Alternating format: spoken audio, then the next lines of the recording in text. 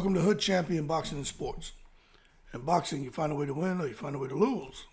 Well, it's going to be a 55-45 per split. Let me correct that. I'll just do it while I'm recording, right? Per split. Go here, go here, go here, go here, here, and let's see the magic happen, right? Up, it dropped off. So let me add it back on here. Boom, boom. There you go. All right. 45% per split. Eubank Jr. is getting the 55%. Conor Benn's getting the 45%.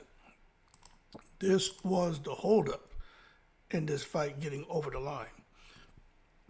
Now, I'm going to tell you right now, this fight did not deserve to be a 50-50 split. Eubank Jr., in a way, he and Conor Benn need each other to make the kind of money they're going to make for this fight.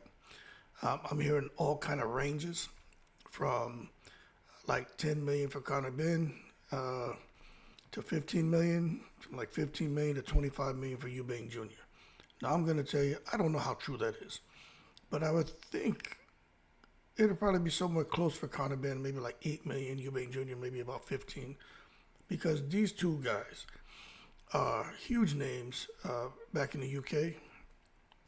And first and foremost, they need to thank their parents, their fathers, for giving them those names.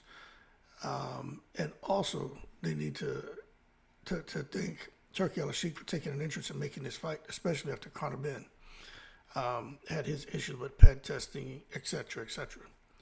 But anyway, Turki Al-Sheikh came out and he confirmed that the fight's officially done. And it's supposed to take place, in London, unlike some of the rumors that it's going to be taking place in Saudi. It's going to take place in London this April. So you figure February, March, it's right around the corner. Damn, the year flying by already, right? But if you ask Conor Benn, he only needs 6 weeks to get ready for a fight. Now, I think that's just talk, because when you hear most fighters talk about getting ready for a fight, they need a 12-week training camp, 8 weeks, 9 weeks, 10 weeks. I never heard nobody say they only need 6 weeks to get ready for a fight. But then Conor Benn says, it's because he basically is a gym rat and he stays ready. The dude is hilarious to me. Anyway, they're still trying to figure out the venue, but it's going to be in London. Now, I'm going to tell you this right now, that I truly believe that because Conor Benn, he only fought twice. And back in 2022. And I just don't think that there's any way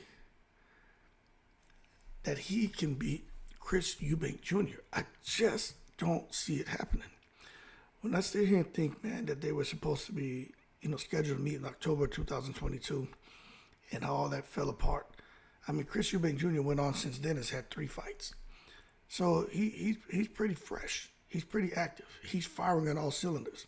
Conor Benn's been in a holding pattern. But I'm going to tell you this right here, man. Although the ongoing case with, what was an ongoing case with Conor Benn, with UCAT, has come to an end, I don't see how he can go into training camp. I think he's going to be ready to face a guy like Eubank Jr. Let me tell you something. One thing about Eubank Jr., he's trained with different people. He's been in different gyms. But he's a fighter who seemed to retain everything that he's learned, and he hasn't dropped everything. Like if he's with a trainer and he goes to another one, he doesn't drop everything that trainer instilled in him. He seems to have the ability to hold on to it and kind of coalesce what he learned previously from his past trainers and take on and kind of fuse that with the stuff he's learning with his new trainer. I just think Conor Benn's going to be in for a world of pain with the Eubank jab, the right hand, the uppercut, everything. The only way Eubank Jr. can find himself in trouble is if he allows Conor Benn to come in there full steam ahead and just start whacking away. And Conor Benn just kind of haphazardly, land some shit that he didn't intend on really landing. He was just there going buck wild. But if he could come out there and just, stars line up, maybe he gets Eubank Jr.'s attention. But this shit about knocking him out and I'm going to put these on him, I don't think he knocks out Eubank Jr. I just don't think Conor Benn has got that kind of pop, man. I don't think he can do it. If he comes and he knocks him out, then, job well done. I just don't see it happening, man, But I think it's a treat for the British fans, and I'll be tuning in. But this is an Eddie Hearn thing. Eddie Hearn, I think he lost money with Conor Benn.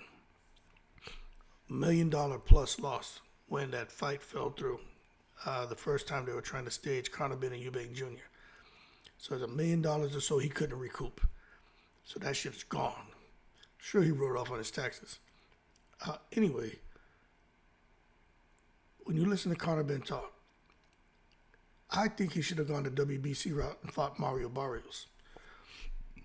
It's Eddie Hearn pushing for him to fight Eubank Jr. because of the money. And I should save this for another video. So this shows you where Eddie Hearn's priorities are and where his loyalty lies. His loyalty lies with his dad, Barry Hearn. His dad started the company. Eddie Hearn succeeded him. And Eddie Hearn's not cool with losing money out of the company his dad turned over to him. So Eddie Hearn's always going to do the best thing for his dad and what his dad started. And that is to recoup any losses. This fight between Conor Benn and Chris Eubank Jr. is going to put a whole lot of money back in Matchroom. So whatever they lost with Conor Benn over the last couple of years, they're going to make that shit back probably tenfold. Anyway, wait and see what happens. But I just don't think Conor Benn stands a chance. Let me not say that, because if I say Crawford stands a chance against Canelo, which I think he beats Canelo, but it's going to be interesting if Crawford can take that pressure. But if I say Crawford has a chance, just recently being at 147, now 154, going to 168, that's crazy. Then I should say that Conor Benn stands a chance. But the bottom line is skills pay the bills. Crawford has the skills to make Canelo respect him and possibly get the win. I don't think Conor Benn has the skills to bubble up to 160 and give Eubank Jr. any kind of problems. But this is an Eddie Hearn thing, people. It's all it is. And for Conor Benn, he lost a lot of money too. That's something else y'all got to understand. He spent a lot of money, lawyers, etc. He lost a lot of money not being able to fight. So this is the fight that's going to financially put him back where he was or put him, in a much better financial space. But I don't know if it's going to be worth it. Because if he loses, he goes back to 147, and he lost against Eubank Jr. But if he wins, now he's in the driver's seat. But I just don't think that he's going to be able to do that. I think he's going to end up laid back just like that perm that he got up in his hair in this image right here. I think Chris Eubank Jr. is going to perm his ass and have him laid back. What's that shit they say? Slick and laid, a fried, dyed, and laid to the side. That's what he's going to do. Eubank Jr. is going to fry, dye, and lay Conor Benn's ass out on the side in the middle of that ring. Anyway, I'm looking forward to the fight. And it sounds to me like when it comes to UCAD, the British Boxing Board of Control, VADA, and other boxing governing bodies, I wonder how they're going to approach this fight. Because you can't afford for this fight to go, without testing. And you definitely want to make sure Conor Benn doesn't end up trying to take a shortcut. Because You can't make me believe he has the confidence going in this fight that he's going to actually beat Eubank Jr., especially if he was juicing for a while, then got caught, come back, had a few fights, had 2 fights. One definitely against guys who are much bigger than him, but he didn't have the power to really do the business the way we got used to. And if he was cheating, right, and just happened to get caught, you can't make me believe he's going to enter this fight with confidence. You can't make me believe that. Same thing with, Ryan Garcia and anyone else out there who tested positive for PEDs, or who may have been taking it and then had their little secret trick taken from them, had their advantage taken from them. Just like Margarito. As soon as Margarito ass got exposed for them loaded hand wraps, his shit just fizzled out, didn't he? It's amazing how that works when these fighters no longer able to bring in an illegal equalizer in the ring. That shit just falls apart. It unravels. Anyway, y'all keep cool. Shout out to the veterans, all 7 continents. The 55-45 purse split, it is what it is, but Eddie Hearn, Benn, look, they're happy about it because they get paid and they don't have to take any financial risk. I'm just curious to see what kind of undercard they're going to have in London. That's going to be very interesting. No names have been confirmed yet, but that's what I want to see. What's going to be the supporting cast for this fight? This is a huge fight, man. It'd be nice if they can get a bunch of rivalries on the card and just kind of build it like that. But we're going to see. Y'all keep cool. Shout out to the veterans, all 7 continents. In the breeze.